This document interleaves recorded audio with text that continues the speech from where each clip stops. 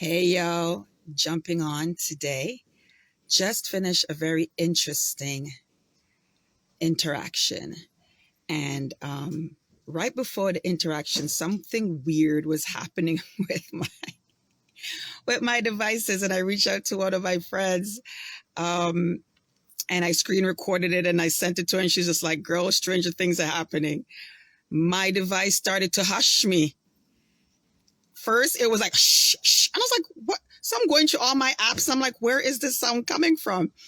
And then the hush then became more of a hush. You know, when you're calming a baby down, when you're hushing a baby and you're calming a baby down. I'm like, okay, all right, that's nice, but unexpected. But let me get rid of this noise. So I'm going through my phone, figuring out what app did I accidentally touch or whatever. And then it went into rushing waters, you know, the ocean. So I'm like, okay, something's trying to calm me down. And now I know what it was because of the interaction I just had. Again, my podcast, episode 5 is going to be amazing. My podcast is for mothers and women who are leaving toxic environments, narcissistic relationships, and traumatic experiences. I'm on my way to hand out some door-to-door flyers called Old School Marketing and interacting with people face-to-face as I give the flyer if they're home or not. It's always good to do it on a Sunday. Most people chillaxing at that time. Saturdays are most times when people are out and about busy doing the chores, right? So I said, you know, this is plan B because plan A didn't plan out. And when you guys look back at this video, because I'm going to document, let me tell you, the videos, okay, there's a multi-purpose for my videos. One of my videos is because I made an intention to go live every day on my YouTube, Lord Jesus, Instagram, and then send it over to Facebook, LinkedIn, and all that. I am coming from a narcissistic marriage. The horns came out after the fact, and I've talked about it on my page, on the podcast, on my YouTube channel. There's a little like 1 minute, 2 minute overview of myself and the other guests that has graced the stage. And I'm endeavoring that every time a guest comes that they do, and, you know, a 2 minute, 1 minute plug of who they are and what's going on. So the horns start coming out. And as a result of the narcissist knowing that it cannot come to me, it has to go through my children. Narcissists are finding your weak spots. So it turned all of the attention on hurting the children to hurt me, because that's how the relationship was always known, that my heart is with my children.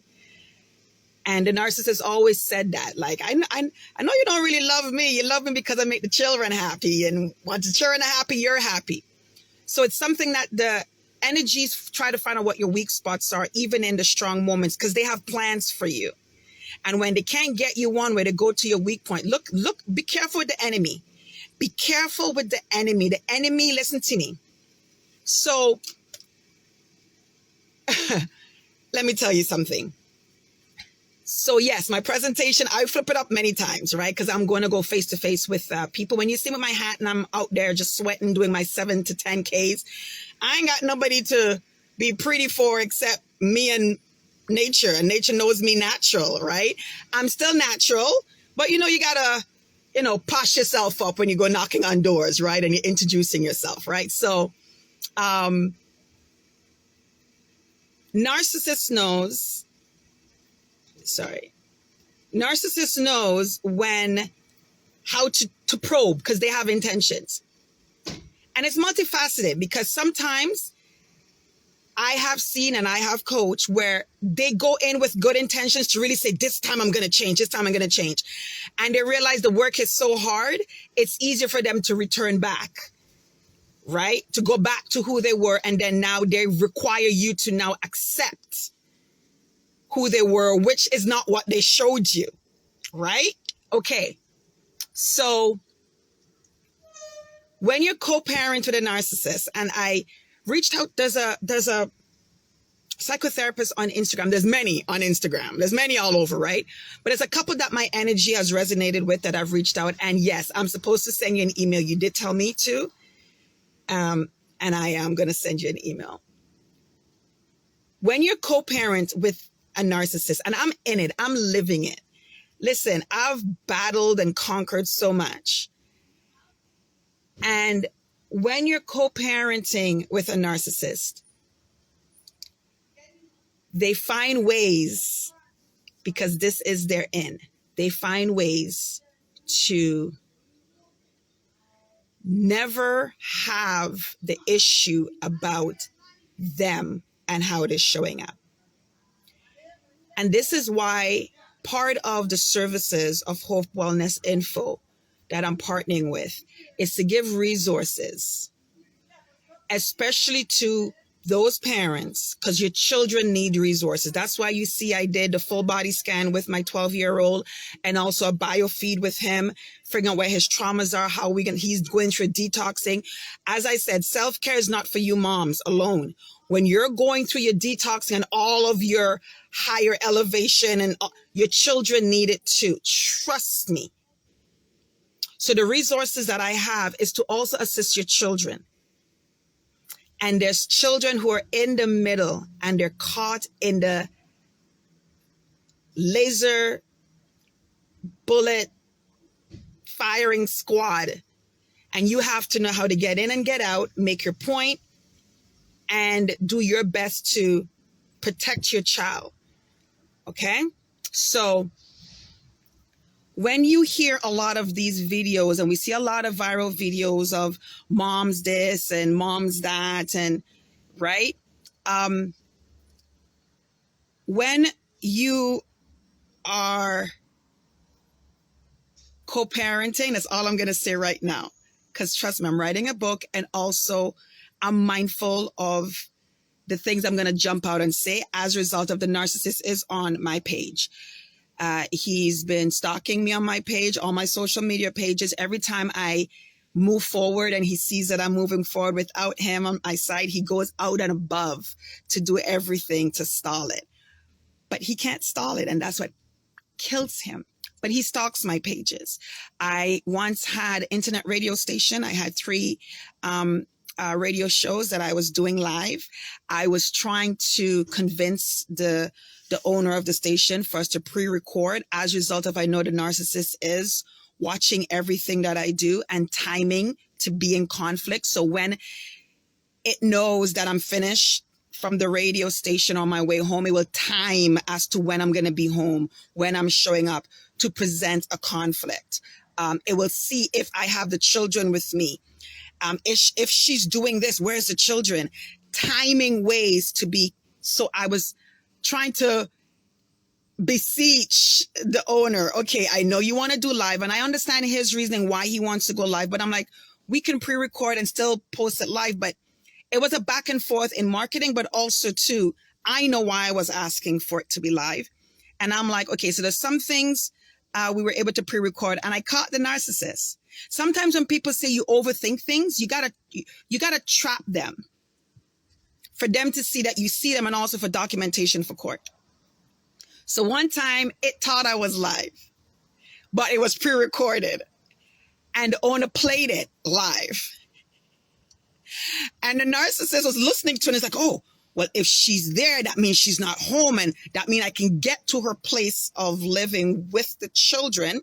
Don't know if the children with me at the radio station or not, but planning to show up at my home to catch me. Actually, that time we were exchanging. And it was like, well, if she's at the radio station, how is she going to be there for her drop off on time? I need to show that she's not on time. And if I'm dropping them off, who's supervising them? Just going out of their way to try to paint a picture. Let me tell you about co-parenting. When you have another parent that is out to just want to assassinate, want to stop, because part of the plan was when you rise, and they're shining with you. And when they see that you've made an integrity decision and you have a self-care love for yourself, and they're no longer in the picture, when they see you rise, it hits them that they're not there. They're not part of the photo op. They're not part of the story because they were supposed to be part of the story and they're not. And some narcissists are so vicious that they would not want the children to experience. Which parent would not want their children to experience positive? No matter if the relationship ends, you should not want your children to feel that. Narcissist wants the children to also feel the hurt. Hurt people, and it doesn't care where it's throwing the hurt. So if it sees the children thriving, the children happy, you're happy, and it's all happening and they're not in the picture, so it's out of the way for nobody. It's like, if I ain't happy, ain't nobody happy. You can't make, let me tell you, the things that has been done. So this incident, it showed up to drop off the children thinking I wasn't there and ready to record that it's there to drop off the children and I'm not there. And, you know, I'm unreliable and right? But I'm already home because it was being recorded. It was playing as if it was live, it was already pre-recorded. Because I've already seen patterns and I'm like, I think it's stalking me. I think it's on my pages. So now the conversation would be like, I can't promote on my pages. Because you see, it sends a message to you. All you mothers out there, when you think you're crazy, you're not. When you tell people stories, this is why I said, I am here for you. I believe every story. Because people just like, oh no, you're overthinking. No, because they've never been around that type of energy that goes out of its way. So they're just like, no. So I was seeing things. I'm like, is it stalking me? Is it on my, because why is it always showing up? Why I think? So I'm like, okay, let me give it the benefit of the doubt. And it say, man, you set it up well. And I sent the owner played my show as if I was doing it live, but I was already home. We pre-recorded it. I was already home. So when it was drop off and when the show signed off and I did my sign off, which is stay in action, faith and possibility, walk in and protect your light, your purpose will find you. Say what you mean and live what you mean, what you say. Lady-o, I'm out. Right? Now, I should be timing myself to get back home, but I was already home. So now it pops up. Oh, I'm here to drop off the children. I'm like, no worries. I'm already home. Drop them off. What do you mean? And I'm like, yeah, I'm here. No, you're not. No, you're not. And I'm like, so I'm texting back. How do you know that I'm not here? Well, let me see you. Mind you, we've been doing this for years now. Our divorce was official in 2012. The separation was in 2011. 2011 was when all hell started to come at me with him and his indiscretions. So the divorce this was since 2012. I divorced it. When I say it, meaning the energy. It said it wasn't going to divorce me. It told me and the pastors. The pastors were asking me so much to stay. Women, I know your story.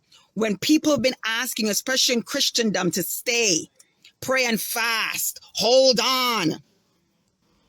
Literally encouraging toxic behavior under this guise of being a Christian woman. Listen, no. So I've had pastors reached out and beseeched me on the phone for 45 minutes, begging me, giving second chances, and we'll help you.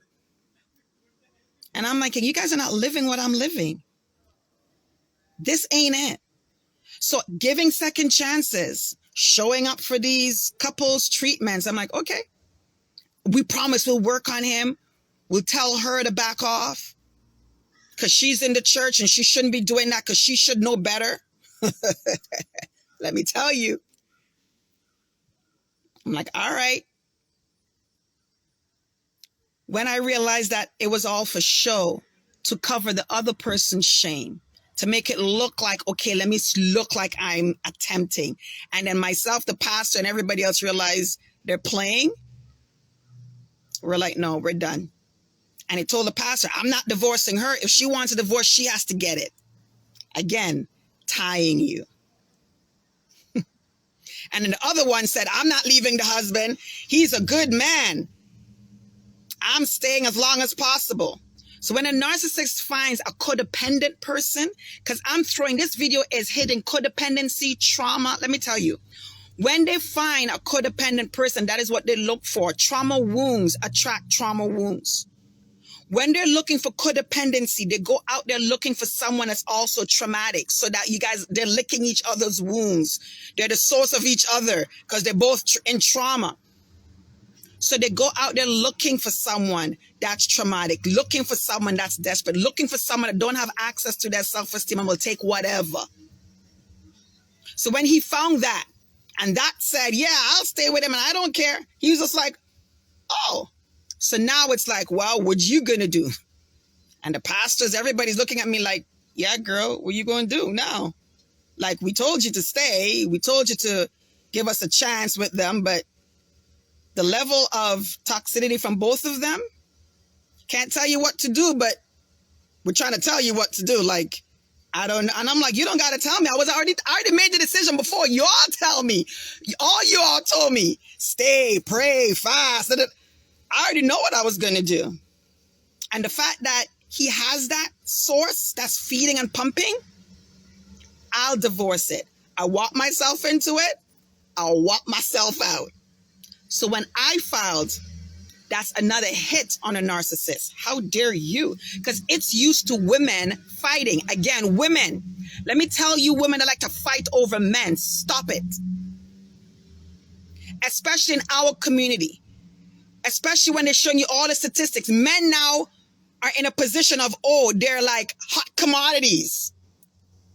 They no longer feel the need to rise and work on themselves because, hey, I'm scarce, you know.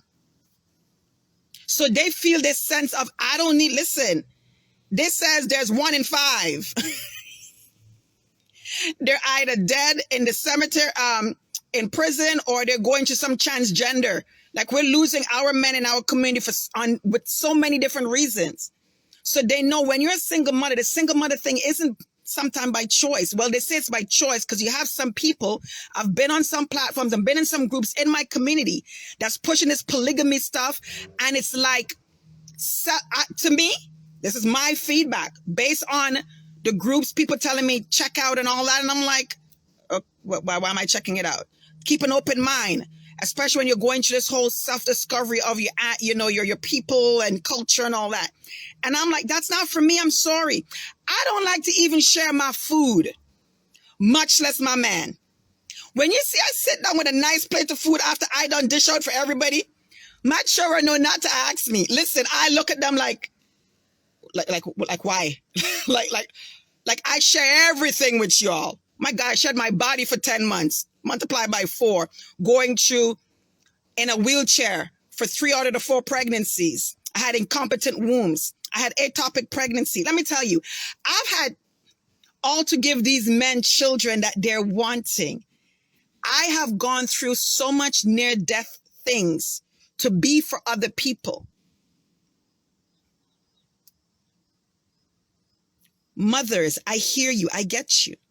So when I'm in these spaces that is now celebrating our community having less men, and now the men feel like they're now a hot commodity, so you just got to settle for whatever.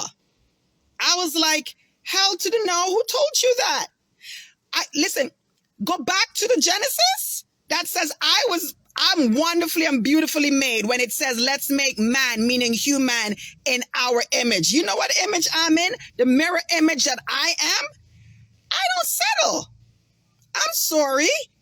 If I have to continue this journey and I have no quote unquote man next to me, I am full. I am so content.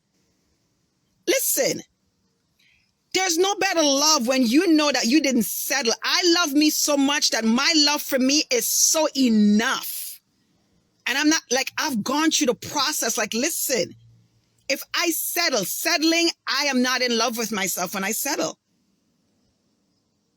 The highest form of feminine love is love for self. This statement of making us believe, mothers, women, in these toxic relationships where you know you've dumbed down, you settled, Deep down, you know this is not your best. You desire to have one, not sharing. When we have Caribbean cultures that's embracing one man with 5, 10 baby mothers. And there's awards. Let me tell you, I have been in dance hall. Listen, I have dated club owners. I have been around promoters. I have been in so many facets of this human experience. I have witnessed dance hall awards. Dance hall is a type of dancing for those that are outside the Caribbean culture. Awards giving away for the man with the most baby mothers. I'm just keeping it real. How much baby mother you have. And there's an award ceremony for the man with the most baby mothers. So for every award, you've just identified a home where there is not a two-parent consistently, present consistently. Then you have this lowering of the bar. In certain cultures, in certain lifestyles, where the woman has to settle. I'm like, no, I'm sorry. It's all free will and choice. I don't settle. I'm from a different lifestyle. I'm from a different lifestyle. I guess it comes from the apple, how far it falls from the tree. My mom, although I love my dad, I've talked so much about my dad in my book I'm writing. I love my dad. I've spoken so much about my dad. And my dad was a terrible husband. They were not made for each other. From since a young age, I was always saying to my mom, why you're not happy? But she's doing it because she's a Christian woman and she needs to stay with the story that she's only had one man. One man has taken her virginity. One man. Although that man is not loving her the way she deserves to be, and he's out there, she needs to hold on to that story. And my mom was miserable. So when people in Christendom are promoting toxicness and not going to the root cause. When you have children that's around this religion, but you see your parents unhappy, I'm talking miserable, crying.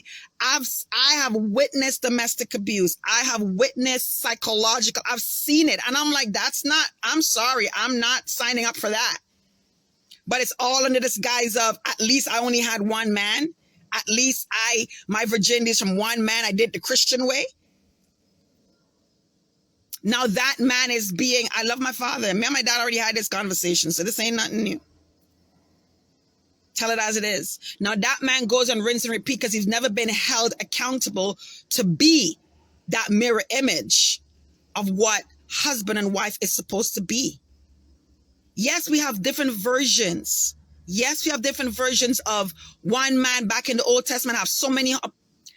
If you walk into a relationship and that is not what the woman agreed to, you can't flip the agreement midstream after. It's like a contract. When you're in a business contract and you've made an agreement, you cannot change the terms of agreement. You can't. You have to go back to the contract. You have to discuss the terms of agreement. And if the other person says no, then it's now done. It's voided. You either stay in the original agreement or it's done. You cannot unilaterally change agreements and now have the other person be tied to the agreement because they signed. No, I signed that agreement, not this one. This is what Christianity do. I heard a lot of controversy about Beyonce church girl. It's going to tie all in. Don't worry. My life is going to come right back. And there's a difference between a church girl and a woman who is a mirror image of the Most High. There's a difference. So everybody coming after Beyonce for church girl, that is a church girl. I haven't heard of it. I have not downloaded to heard it because even I saw a reel. Don't listen to Cardi B, but I heard a reel or I saw a reel about Cardi B getting an award and she gave the big ups to everybody who downloaded it to criticize. She goes, you still downloaded it. I still got paid. And she was mocking because when you download to criticize, you're still benefiting them. So I did not download. I don't download. I just hear what everybody's saying and I put my two and two together. So obviously this church girl lyric it's defaming. Everybody's upset. But based on whatever she said, I heard one person feedback like she she's correct. That is a church girl. That's not a woman of integrity who is a mirror image of her creator. What she said, whatever she said, that is a church girl. So you cannot change the terms of agreement when you come in and you meet a woman of integrity who is desired to live a life as a mirror image to the ethicalness and the agreement of what it is to be that Proverbs woman. And then you now want to flip the agreement and now tell her she still needs to stay. I'm sorry, partner. If you came to me with that agreement, it would have been ripped up and I would tell you, go find some other body. But you didn't come with that agreement. You came with an agreement that you know I would agree on based on how you see that I am. And many mothers and women, this is how you've gotten conned. And then you feel a sense of obligation because now you're in the title of a wife and you know how much you're honoring that position. But the position that you're honoring and the capacity that you're honoring it in is no longer that. You are free to walk. You've changed the terms of agreement, partner. I am going to be that Proverbs woman in a Proverbs relationship, but you don't bring a cantankerousness into this, change it up midstream, and then expect me to still comply and perform as no sorry. And the more we empower women in churches and in the marketplace outside to put their foot down, and we flip the script, instead of telling women to settle, we pull out men and we say, partner, no, you're wrong. You cannot require her to fulfill the agreement when you've changed the terms of agreement. So mothers, women, know that you have the release. Do not have anybody, including religious ideologies that have been misapplied, keep you in bondage. And if you are a mother, that means you're co-parenting. Know that the longer you stay in this saying it's for the children, like my mom who stayed because it's for the children, and the image that she's wanting to, I'm like, I don't know what image you showed, but you just showed a very confusing, toxic, dysfunctional image. Because I have to now go and create the image that it's supposed to be because I didn't see it. That's what happens. When you stay in toxic relationships and environments, traumatic experiences, narcissistic relationships, and you're saying you're staying for the child, for the children, you're doing a whole heap of other damage. Many are saying because of finances, and that's when I go into a lot of these groups that people are telling me, and I'm like, no, I'm good. I don't send me no more groups into that. The financial. No, let's equip women so people now, this is where people come after women like me that are empowering women to get their own bag, have their own money. Because many are staying because of finances. Finances is also classified under domestic abuse here in Canada, when a man is the one holding the money bag or using money as a way of controlling. It's abuse. So when you have a woman that is strong,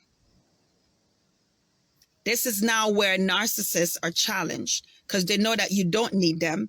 You don't depend on them. It's truly a partnership. It's not a servant king. When they talk about queen and king, but it's not serving. We serve each other in the portfolio that we have. I serve you and you serve me, and together we're serving the family. But too often, it's in a very condescending way. So when the woman has her own money, she's independent. The man has to stand at her side. You go back to Genesis. The woman didn't come from the man's back. The woman didn't come from the man's ass. The woman didn't come from the man's foot. Come on now. Came from the man's side. So this thing of the woman behind and under and the footstool and all this nonsense, We've gotten it twisted. So when you have to co-parent, when you co-parent narcissism, narcissistic behaviors, narcissistic actions. A lot of people's like, oh, you can't call a person narcissist because they haven't been diagnosed. Listen, I don't need an alcoholic to be diagnosed for me to know you're an alcoholic. I don't need you to be diagnosed as having a drug addiction for me to know that you are a drug addict.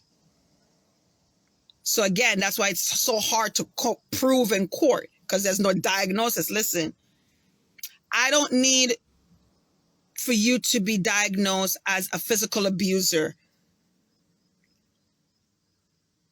You're getting hit left, right, and center. I don't need a clinical diagnosis. And I'm throwing all of those out there because there's many things we don't need a clinical diagnosis for. We give too much. You see the actions, you're experiencing it.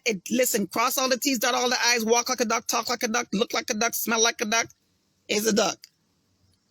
Unless it's camouflaging something else. I don't know. Because wolves in sheep clothing, many sheep that is saying bear and looking like a sheep is a wolf. So, touche. Just saying. When you're in relationships and it's showing you all the narcissistic traits and the textbook, you don't need a clinical diagnosis. Now you just need to figure out, how do I adjust to that? And especially when you're co-parenting, you have to know when to pull out, how to position yourself, what to do, how to document. But most importantly, your children are going to need self-care. And the worst thing is when the narcissist convinces the child that they don't need help because they themselves has also determined that they don't need help. There's nothing wrong with them. They don't support therapy.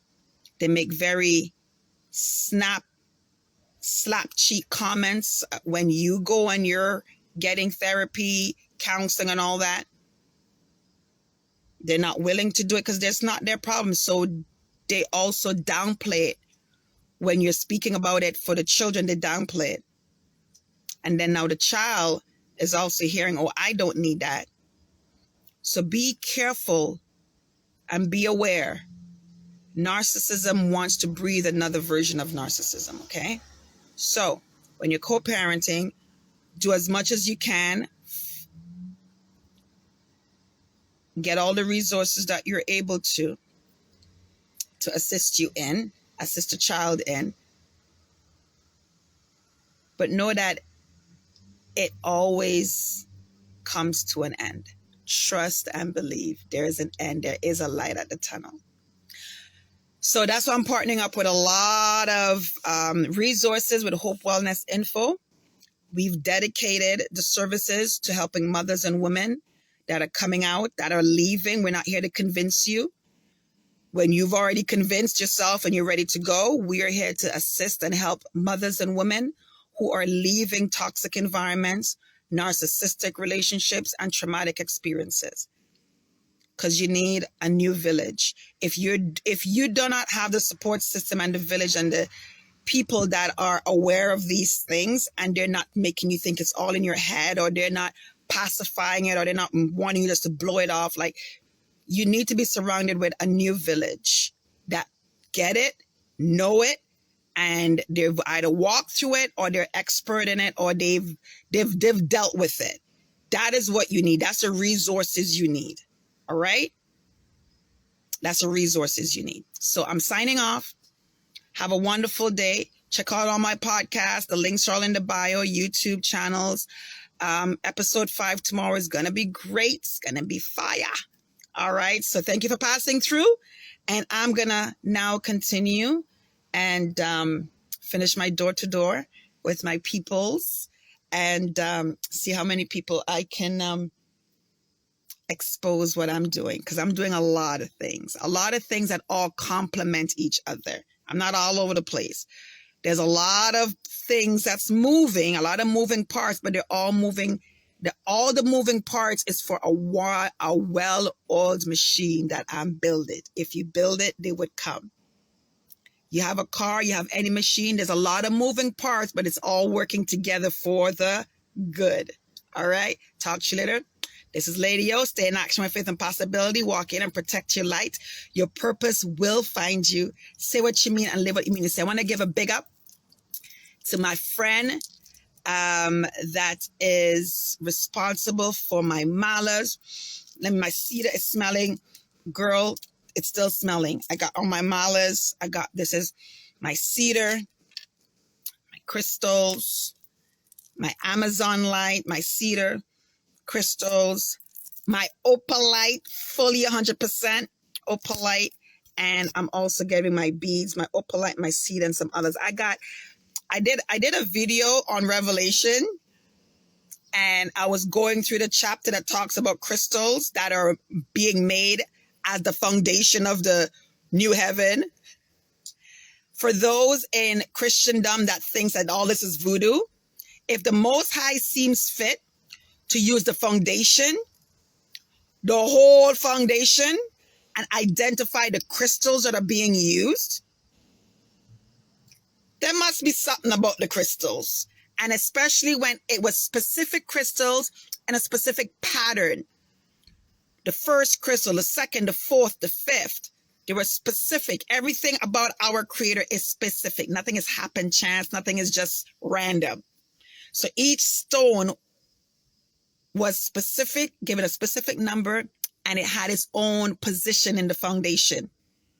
Okay, jasper, jacinth, pearl. I